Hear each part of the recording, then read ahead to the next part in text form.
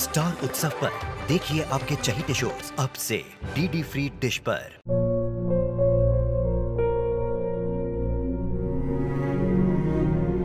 मैं डॉक्टर बनकर अपना और अपने आबा का सपना जरूर पूरा करूंगी।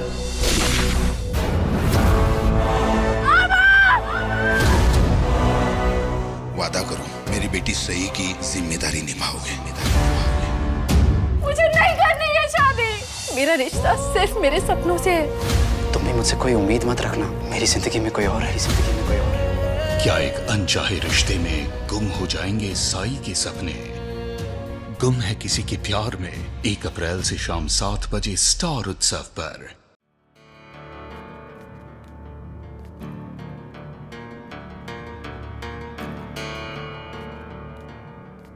क्या बात है, आप परेशान क्यों लग रहे हैं? श्लोक कभी कभी कुछ ज्यादा ही ओवर रिएक्ट कर देता।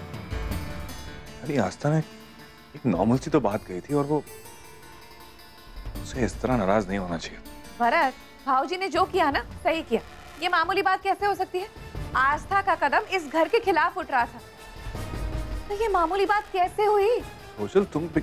हाँ, बराबर गलती मेरी है। अब कहो, इन सब में भी गलती मेरी है, क्योंकि तुम्हारी फेवरेट आस्था तो कभी कुछ गलत नहीं कर सकती है ना।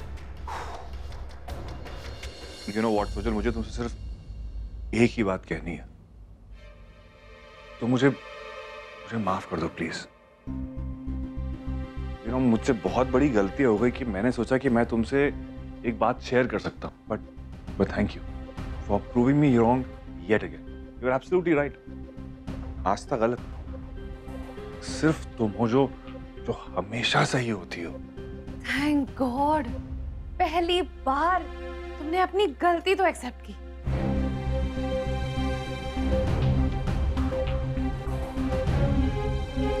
क्या? अरे हर बार मेरे पति भी इस आस्था के गुण गाते रहते हैं, पर ठीक है, अच्छा हुआ आज सबको पता तो चल गया कि अच्छा कौन है और बुरा कौन। साया वे अब रास्ता दिखा दे तू। तुमने बाबा की इंसल्ट, मेरे समझ भी नहीं आता कि तुम क्या चाहती हो। What do you want? दुआ दे तू साया वे अब रास्ता दिखा दे तू। तुझको How dare you? दुआ दे तू। आस्था!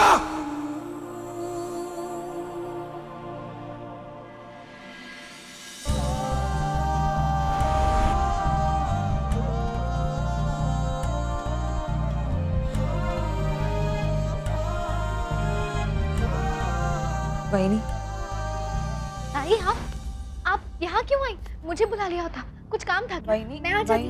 रिलैक्स रिलैक्स, ओके, बैठो।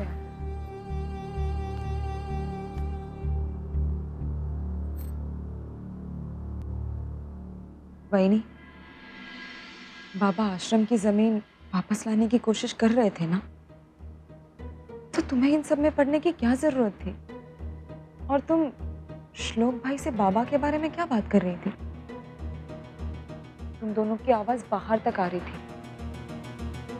और कौन सा सच, कौन सी असलियत के बारे में बात कर रही थी तुम? बताओ ना वहीनी, बोलो। ताई, हाँ? ऐसा कुछ नहीं है ज्योति, ऐसी कोई बात नहीं है। कभी कभी ना ये एकदम बच्चों जैसी हरकतें करती रहती है।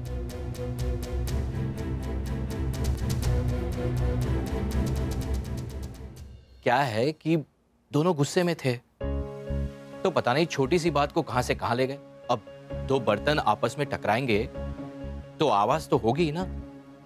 वहीनी, तुम्हारे मन में क्या चल रहा है ये मैं नहीं जानती, लेकिन एक बाबा ही है जिनकी वजह से ये परिवार परिवार है, वरना आई तो छोड़ो। बाबा हमारे लिए सब कुछ है वहीनी, हमारे आदर्श भी और हमारी खुशियों के बारे में सोचने वाले भी। भाई बाबा से बहुत प्यार करते हैं। अगर तुमने बाबा के बारे में कभी कुछ गलत कहा तो वो कभी सह नहीं पाएगा। अब तुम दोनों आपस में सुलह कर लो, क्योंकि तुम दोनों को ऐसे रूठा देखने की ना हमारी आदत नहीं है ना काका? हाँ, बिल्कुल सही कहा।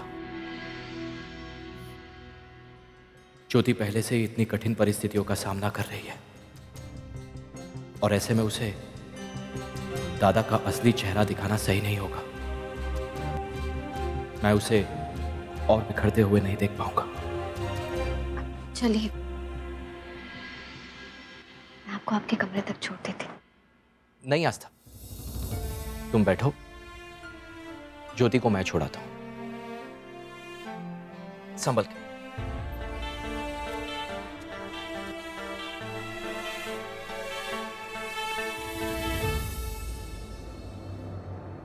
हेलो आई। हाँ बोलना। तुझे पता है आज क्या हुआ? बहुत मजा आया। श्लोक भाऊजी ने ना आस्था को कस के डांटा और वो रोने लग गई। तो भाऊजी का गुस्सा तो जानती है ना? अच्छा हाँ। काश मैं भी वहाँ पर होती है सब कुछ देखने के लिए। हाँ, काश तू होती, मुझे बहुत मजा आता। और वैसे कितने दिन हो गए ना तूने आस्था को ताना नहीं मारा? अच्छा लगता तुझे? आगे क्या हुआ बताना।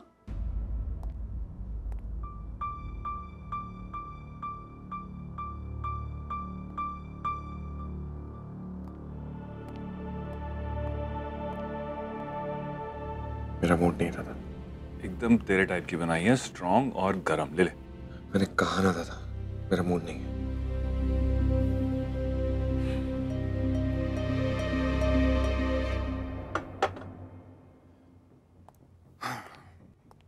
मैं जानता हूँ कि तुझे भी बहुत बुरा लग रहा है कि तूने आस्था को इतनी जोरों से डांटा। Shlok, let me tell you something. Aastha में ना अभी भी थोड़ा बचपना है और उसने जो किया ना ये बचपने में ही किया है, उन बेचारे आश्रम के लोगों के लिए जिनसे वो इतना अटैच्ड है। और यार अगर तू उसे नहीं समझेगा तो कौन समझेगा उसे? देख, तू उससे प्यार करता है ना, तो उसे एक बार अपनी सफाई देने का मौका तो दे। मैंने आस्था को डांटा दादा।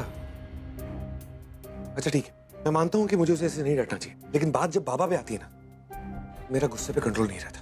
उनको टेंशन में देखता हूं ना तो मुझसे टॉलरेट नहीं होता, मैं बर्दाश्त नहीं कर पाता ये सब। Okay, alright,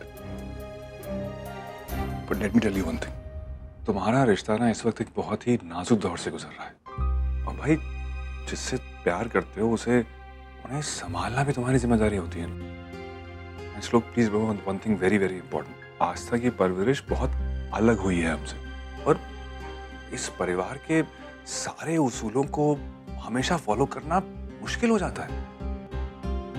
and it's not that वो कोशिश नहीं कर रही, कोशिश तो कर रही है ना वो।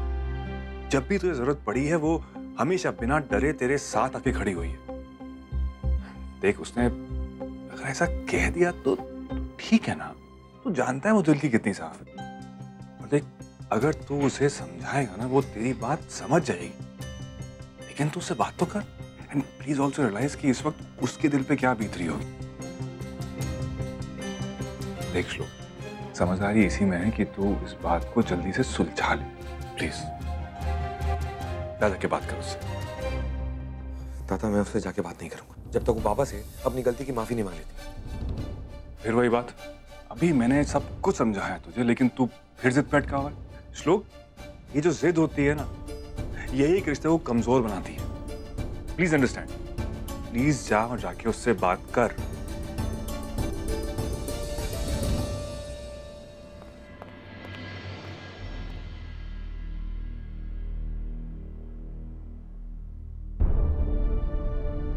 मैं तुम दोनों के बीच कोई गलतफहमी की दीवार नहीं खड़े होने दूंगा, कभी नहीं। उस आस्था की इतनी हिम्मत कि उसने मेरे बेटे के सामने मेरे सच का खुलासा करना चाहा। मेरे ही बेटे को मेरे ही खिलाफ भड़काने की कोशिश की उसने। मेरा बेटा मेरे खिलाफ एक शब्द नहीं सुनना चाहता, लेकिन उस छोकरी की लगातार कोशिशें मेरे बेटे को तोड़ भी तो सकती हैं। आखिर पानी के लगातार बहाव से पत्थर कट ही तो जाते हैं। जितना सोचा था पानी उससे कहीं ज्यादा तेज है। आज अगर आस्था को नहीं रोका, वो दिन दूर नहीं जब मेरा बेटा मेरे खिलाफ खड़ा हो जाए।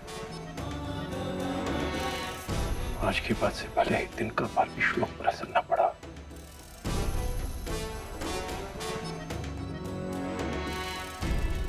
लेकिन मुझे इस दाग को मिटाना ही होगा। फिर मुझे किसी भी हद तक क्यों न जाना पड़े, मुझे खुद को सही साबित करना ही होगा। श्लोक के दिमाग में डाले हुए शक के कीड़े को मैं खुद रौंद दूंगा। कुछ तो करना पड़ेगा।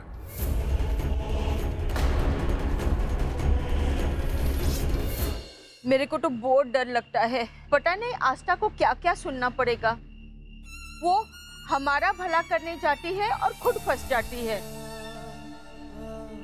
हम नहीं चाहते कि हमारी वजह से आस्था बेटी या अंजलि में से किसी को भी कोई तकलीफ हो।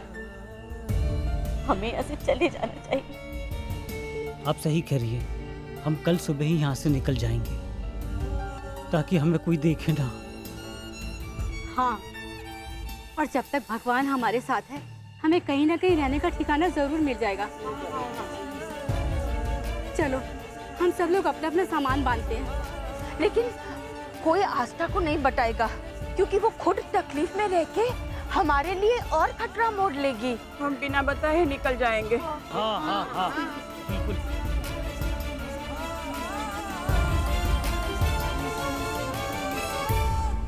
जब नोक-झोंक के पॉइंट्स काउंट होते थे तब दुख नहीं हुआ, लेकिन आज दुख की वजह इतनी बड़ी होगी मैं नहीं जानती थी। श्लोक मुझ पर इतना गुस्सा हो गए थे कि हाथ उठाने वाले थे। आस्था, हाँ मेरे लिए अपने रिश्ते को तबाह मत कर। क्या कह रही हैं आप? तेरे और श्लोक के बीच में जो हुआ मैंने सब देख लिया। तेरे दिल में मेरे लिए जो फिक्र है उसकी मैं कदर करती हूँ बेटा, लेकिन मैं तेरी और श्लोक की आई हूँ। अपनी खुशी के लिए तुम दोनों की खुशियाँ नहीं छीन सकती मैं। ऐसा कुछ नहीं होगा, सब ठीक हो जाएगा। कुछ ठीक नहीं होगा। साहिब कुछ ठीक होने ही नहीं देंगे, और आज जो कुछ भी हुआ ना उसके बाद तो बिल्कुल भी नहीं। बेटा मैं अपनी जिंदगी जी चुकी हूँ, लेकिन तेरे आगे तो पूरी जिंदगी पड़ी है ना। मत खेल अपनी खुशियों से, अपने सपनों से। मार खाकर, अपनी इच्छाओं का गला घोटकर, हर वक्त मुस्कुराहट का मुखौटा पहनकर जैसे तैसे मैंने अपनी जिंदगी काटी है। मैं नहीं चाहती कि तुझे भी उन्हीं हालातों का सामना करना पड़े। मुझे पता है इतने कम समय में मैंने तेरे साथ अपनी जिंदगी के सबसे हसीन पल बिताए, लेकिन अब मुझे तेरी फिक्र है, तेरी और श्लोक की फिक्र है। जब तुम दोनों को देखती हूँ तो मुझे बहुत सुकून मिलता है। तुम दोनों मेरा वो अधूरा सपना जी रहे हो जिसे कभी मैंने अपने पति के साथ देखा था। मुझसे ये खुशी तो मत छीनना। कसम खा मेरी, कसम खा कि आज के बाद तो सिर्फ अपने और श्लोक के बारे में सोचेगी। श्लोक को कभी उसके बाबा की सच्चाई बताने की कोशिश नहीं करेगी। वो जैसे भी है पति है मेरे, और इस सच को कोई नहीं बदल सकता। मेरे सर की कसम खा, कसम खा तो श्लोक को कुछ नहीं बताएगी।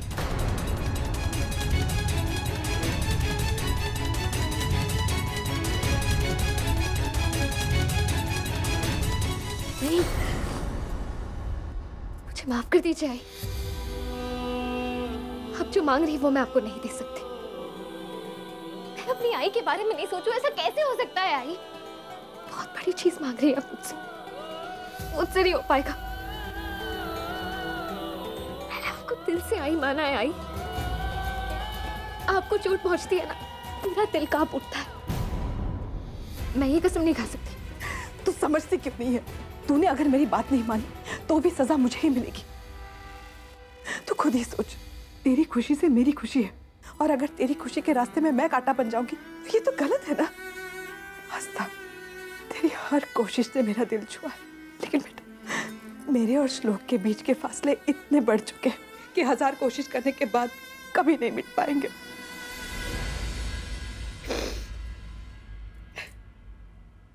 वो मेरी जिंदगी के सबसे हसीन पल थे जब श्लोक छोटा था। बहुत प्यार करता था अपनी आई से, लेकिन साहिब से ये बात बर्दाश्त नहीं हुई। उन्होंने मेरे मासूम बच्चे के दिमाग में मेरे खिलाफ जहर घोलना शुरू कर दिया। उसे एहसास दिलाया कि अगर घर में उसे या किसी और को तकलीफ हो रही है तो उसका कारण सिर्फ मैं हूं। अब इसमें श्लोक की क्या गलती है? उसका मन तो मिट्टी जैसा था जिसे आकार साहिब ने दिया। साहिब की इतने सालों की जो कोशिश है उसे तो इतनी आसानी से बदल पाएगी? मैं अब एक बात जानती, सच की सबसे बड़ी ताकत क्या होती? उसे कोई कितना भी दफनाने की कोशिश क्यों ना करे, एक ना एक दिन सबके सामने आकर ही रहता है। और रही बात श्लोक की, तो उन्हें बदलना होगा। मुझसे सिर्फ इतनी गलती हो गई कि गुस्से में आकर मेरे पापा का सच ऐसे ही कह दिया उनसे। पागल थी मैं, मुझे लगा वो विश्वास कर लेंगे मेरी बातों का। लेकिन अगर ये खेल पापा ने शुरू किया है और इस खेल के नियम भी उनके हैं तो ठीक है, श्लोक को बाबा की सच्चाई उन्हीं के तरीके से अब मैं बताऊंगी। आहिस्ता आहिस्ता बाबा की सारी हरकतों से पर्दाफाश करूंगी मैं। श्लोक भी खुद ही समझ जाएंगे कि सही कौन है और गलत कौन। आपका पसंदीदा प्रोग्राम इस प्यार को क्या नाम दूं एक बार फिर लौटेगा कुछ ही पलों में।